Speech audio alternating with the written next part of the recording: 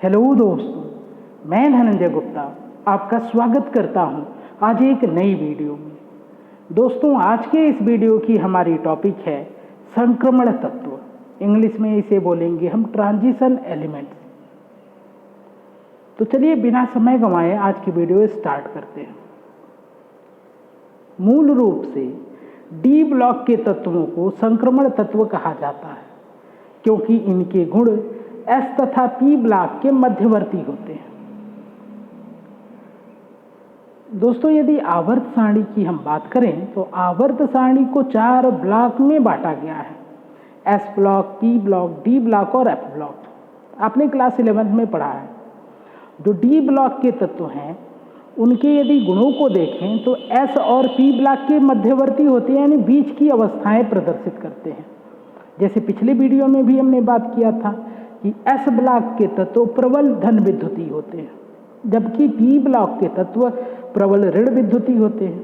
और इन दोनों की बीच की स्थिति वाले न तो बहुत ज़्यादा प्रबल धन विद्युती होते हैं और न ही बहुत अधिक ऋण विद्युती तत्व होते हैं डी ब्लॉक के तत्व। यानी यदि विद्युत धनात्मकता के आधार पर हम देखें तो डी ब्लॉक के तत्वों की स्थिति एस और पी ब्लॉक के बीच में आती है और इन्हीं गुणों के कारण डी ब्लॉक तत्वों को एक नया नाम दिया जाता है। इनको कहा जाता है संक्रमण तत्व, या इंग्लिश में हम कहते हैं ट्रांजिशन एलिमेंट्स। तो शुरुआत में डी ब्लॉक के तत्वों को संक्रमण तत्व क्यों कहा गया? क्योंकि इनके गुण एस और पी ब्लॉक के मध्यवर्ती होते थे। बात क्लियर है। परंतु बाद में IUPAC ने संक्रमण तत्वों को अलग ढंग से परिभाषित किया, जो कि इस वीडियो में हम सीखने वाले हैं। तो चलिए हेडिंग लगाते हैं संक्रमण तत्व और पढ़ते हैं कि IUPAC ने संक्रमण तत्व की सही परिभाषा क्या प्रस्तावित की है। संक्रमण तत्व उन तत्वों को कहा जाता है जिनकी मूल अवस्था में अथवा किसी स्थायी ऑक्सीकरण अवस्था में डी उपकोष आंशिक रूप से भरा होता है। अर्थात या तो मूल अवस्था में हम डी में देखेंगे 1 से 9 तक इलेक्ट्रॉन, या फिर किसी स्थायी ऑक्सीकरण अवस्था में हमको यह अवस्था देखने को मिलेगी। उदाहरण पे चलते हैं ताकि ये लाइनें हमको अच्छे से क्लियर हो जाए। तो देखिए, डी ब्लॉक तत्व का एक उदाहरण लेते हैं, स्कैंडियम, जिसका परमाणु क्रमांक 21 होता है। इसका इलेक्ट्रॉनिक विन्यास यहाँ पे लिखा गया है 1s2, 2s2, 2p6, 3s2, 3p6, 4s2 और 3d1। इस इलेक्ट्रॉनिक विन्यास को देखकर आप समझ सकते हैं कि स्कैंडियम के पास डी उपकोष है जो 3d1 के रूप में है, और यह जो डी उपकोष है ये पूरी तरह से नहीं भरा है बल्कि आंशिक रूप से भरा है, या आप कहें अपूर्ण डी उपकोष है। डी उपकोष पूरा भरे होने पर वहाँ पे 10 इलेक्ट्रॉन आपको दिखते, लेकिन यहाँ पर केवल 1 इलेक्ट्रॉन दिखाई दे रहा है, यानी कि स्कैंडियम के पास आंशिक रूप से भरा हुआ डी उपकोष उपस्थित है। और अभी हमने पढ़ा कि यदि कोई तत्व ऐसा हो जिसकी मूल अवस्था में, देखिए ये स्कैंडियम की मूल अवस्था है, तो मूल अवस्था में आंशिक रूप से भरा डी उपकोष हो तो ऐसे तत्वों को हम संक्रमण तत्व कहते हैं। बात क्लियर है। अथवा किसी स्थायी ऑक्सीकरण अवस्था में भी आंशिक रूप से भरा डी उपकोष हो तब भी उसको संक्रमण तत्व कहेंगे, जो अगले एग्जाम्पल से हम समझेंगे। तो यदि हम बात करें प्रथम संक्रमण श्रेणी, जिसको कहते हैं स्कैंडियम, यानी 21 से 30 तक के परमाणुओं की या तत्वों की, तो 21 से 30 तक में कॉपर और जिंक को छोड़ दें तो इनके अतिरिक्त अन्य सभी तत्वों की मूल अवस्थाओं में अपूर्ण डी उपकोष पाए जाते हैं। अतः ये सब संक्रमण तत्व हैं। तो जैसे स्कैंडियम में आपने देखा अपूर्ण डी उपकोष है, मूल अवस्था में है। अब मूल अवस्था का क्या अर्थ है कि यहाँ से न तो एक भी इलेक्ट्रॉन निकाला गया है, न तो एक इलेक्ट्रॉन इसमें कोई इलेक्ट्रॉन इसमें प्रवेश कराया गया है। ऐसी अवस्था के लिए हम नाम यूज कर रहे हैं मूल अवस्था। बात क्लियर है। अगले उदाहरण से और भी आपको अच्छे से समझ में आ जाएगा संक्रमण तत्व। तो चलिए उदाहरण लेते हैं कॉपर का। तो कॉपर का परमाणु क्रमांक 29 और इलेक्ट्रॉनिक विन्यास 1s2, 2s2, 2p6, 3s2, 3p6, 4s1 और 3d10। आप जानते हैं कि कॉपर आपबाउ नियम का अपवाद होता है। नॉर्मली यहाँ पर हम क्या रखते, 4s2 करते, उसके बाद 3d9 रखते। क्योंकि 4s को पहले पूरा भर लेते हैं, उसके बाद इलेक्ट्रॉनों को 3d में रखते हैं आप-बाउ नियम के अनुसार।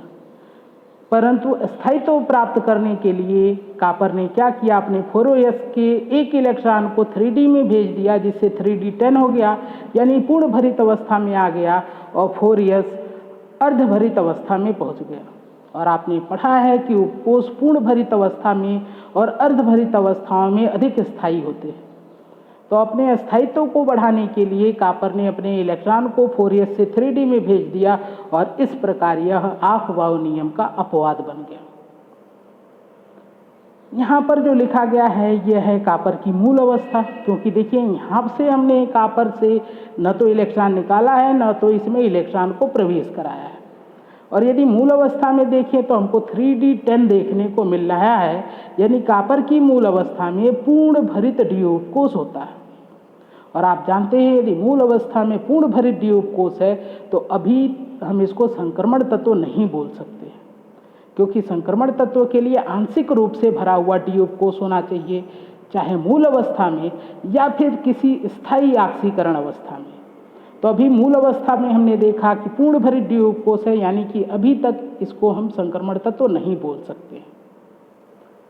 यदि इस इलेक्ट्रॉनिक विन्यास को थोड़ा रीअरेंज करें तो हम यहाँ पे देखिए 3s 3p और 3d के बीच में यहाँ पे 4s था, तो 4s को बाद में कर देते हैं और इसको सीरियल वाइज लिख देते हैं। आप जानते हैं 1s पहले कोष को प्रदर्शित करेगा, 2s और 2p से दूसरे कोष को प्रदर्शित किया जाएगा, 3s 3p 3d ये तीसरे कोष के उपकोष है, और 4s चौथे कोष को प्रदर्शित करता है। तो यहाँ पे सीरियल वाइज लिखने से हमको ये पता चला कि ये पहला कोष हो गया, दूसरा ये तीसरा कोष हो गया, और ये चौथा कोष हो गया जो 72 कोष है। अब यदि बात करें कॉपर की, तो कॉपर दो स्थायी ऑक्सीकरण अवस्थाएं प्रदर्शित करता है, एक तो धन 1 और दूसरा धन 2। तो यदि धन 1 अवस्था की बात करें हम और धन 2 अवस्था की बात करें, तो कॉपर धन 1 अवस्था में कॉपर धन 1 प्लस आयन के रूप में रहेगा और कॉपर 2 प्लस आयन के रूप में रहेगा धन 2 ऑक्सीकरण अवस्था में। यदि कॉपर 1 प्लस की हम लोग इलेक्ट्रॉनिक विन्यास को लिखें तो 1 प्लस मीन्स हो गया कि एक इलेक्ट्रॉन को कम करना होगा, और एक इलेक्ट्रॉन निकाल लेंगे कहाँ से, 72 कोष से। तो यहाँ पे 4s वाला है इलेक्ट्रॉन जो है इसको हम हटा देंगे तो हमको इलेक्ट्रॉनिक विन्यास प्राप्त होगा 1s2 2s2 2p6 3s2 3p6 3d10, और यहाँ से 4s 1 के इलेक्ट्रॉन को हटा दिया गया है, इसलिए 4s 0 हो गया है, क्योंकि कॉपर 1 प्लस का अर्थ यही है कि एक इलेक्ट्रॉन को बाहर करना होगा। और आप जानते हैं किसी भी परमाणु से जब इलेक्ट्रॉन निकालना होता है तो उसके 72 कोष से निकालते हैं। अब इस अवस्था में देखें, यानी कॉपर 1 प्लस आयन की अवस्था में देखें तो यहाँ पर भी डी उपकोष पूरी तरह से भरा हुआ है, और जब डी उपकोष पूरी तरह से भरा हुआ होगा तो इसको संक्रमण तत्व नहीं कहेंगे। लेकिन जब कॉपर 2 प्लस को देखेंगे तो यहाँ पर एक इलेक्ट्रॉन और निकालना होगा, तो इस बार इलेक्ट्रॉन 4s में तो है नहीं, तो इसके अंदर वाले यानी 3d से निकालना होगा, तो हमको इलेक्ट्रॉनिक विन्यास प्राप्त होगा 1s2 2s2 2p6 3s2 3p6 और 3d9। और इस अवस्था में यदि हम देखें तो कॉपर के पास अपूर्ण डी उपकोष दिखेगा। तो क्योंकि कॉपर की एक स्थायी ऑक्सीकरण अवस्था कॉपर 2 प्लस आयन की है, जिसमें कॉपर के पास अपूर्ण डी उपकोष देखने को मिल रहा है, तो इस आधार पर कॉपर को भी संक्रमण तत्व कहा जाएगा। तो देखिए कॉपर की एक स्थायी ऑक्सीकरण अवस्था धन 2 अवस्था में अपूर्ण डी उपकोष उपस्थित होता है, अतः कॉपर भी संक्रमण तत्व है। अभी मैंने आपको डेफिनेशन में बताया था कि संक्रमण तत्व उन तत्वों को कहा जाएगा जिसकी मूल अवस्था में या तो डी उपकोष अपूर्ण हो या फिर किसी स्थायी ऑक्सीकरण अवस्था में अपूर्ण डी उपकोष उपस्थित हो। तो यहाँ पर कॉपर की मूल अवस्था में अपूर्ण डी उपकोष उपस्थित नहीं है, लेकिन कॉपर की एक स्थायी ऑक्सीकरण अवस्था धन 2 अवस्था में कॉपर के पास अपूर्ण डी उपकोष है, इसलिए कॉपर को भी हम संक्रमण तत्व कहेंगे। बात क्लियर है? एक और उदाहरण लेते हैं ताकि परिभाषा और ज़्यादा क्लियर हो जाए। उदाहरण लेंगे जिंक का। तो देखिए जिंक का परमाणु क्रमांक 30 होता है, और यहाँ पे आपको इलेक्ट्रॉनिक विन्यास दिखाया गया 1s2 2s2 2p6 3s2 3p6 4s2 और 3d10। यह जिंक की मूल अवस्था है, क्योंकि अभी हमने यहाँ से यानी जिंक परमाणु से इलेक्ट्रॉन को निकाला नहीं है और न ही इसमें इलेक्ट्रॉन को प्रवेश कराया है। तो मूल अवस्था में यदि हम देखें तो जिंक के पास पूर्ण भरित डी कक्षक उपस्थित है, यानी डी ऑर्बिटल पूरी तरह से भरे हुए हैं। अब यदि हम इसको सीरियल वाइज लिखें, मतलब कोष को सीरियल वाइज अरेंज करें, तो हम 3D को पहले लिख लेंगे और 4s2 को बाद में लिखेंगे, जिससे ये इलेक्ट्रॉनिक विन्यास प्राप्त होगा। जिंक की एक अस्थायी ऑक्सीकरण अवस्था की बात करें तो जिंक केवल एक ही अस्थायी ऑक्सीकरण अवस्था प्रदर्शित करता है, धन 2 की। उस रूप में यदि लिखें जिंक को तो देखिए यहाँ पे जिंक 2+ की अवस्था में जब होगा तो 2 इलेक्ट्रॉन यहाँ से हमको बाहर करने होंगे। तो बाहर होंगे यहाँ पर लास्ट वाले इलेक्ट्रॉन यानी कि 72 कोष के इलेक्ट्रॉन, यानी 4s2 से 2 इलेक्ट्रॉन को निकाल देंगे। तो जिंक 2+ की इलेक्ट्रॉनिक विन्यास यदि लिखेंगे हम तो हमको मिलेगा 1s2, 2s2, 2p6, 3s2, 3p6 और 3d10, 4s0, क्योंकि यहाँ के दोनों इलेक्ट्रॉन निकाल दिए गए हैं, क्योंकि यहाँ पर जिंक पर धन 2 लगा रहे हैं। और आप जानते हैं जिंक पर किसी भी परमाणु पर जब आवेश धन में लगाते हैं तो इलेक्ट्रॉन बाहर निकाले जाते हैं। बात क्लियर है? इसके अलावा जिंक की कोई अस्थायी ऑक्सीकरण अवस्था देखने को नहीं मिलती है। तो यदि जिंक की मूल अवस्था को देखें तो पूर्ण भरित डी उपकोष है। जिंक की स्थायी ऑक्सीकरण अवस्था में बात करें तो यहाँ पर भी पूर्ण भरित डी उपकोष है, इसलिए जिंक को हम संक्रमण तत्व नहीं बोल सकते। चलिए पहले इस बात को लिखते हैं। तो जिंक केवल एक स्थायी ऑक्सीकरण अवस्था धन 2 प्रदर्शित करता है और जिंक धन 2 आयन अवस्था में भी डी ऑर्बिटल पूरे भरे होते हैं, यानी D10 होते हैं, अतः जिंक संक्रमण तत्व नहीं है।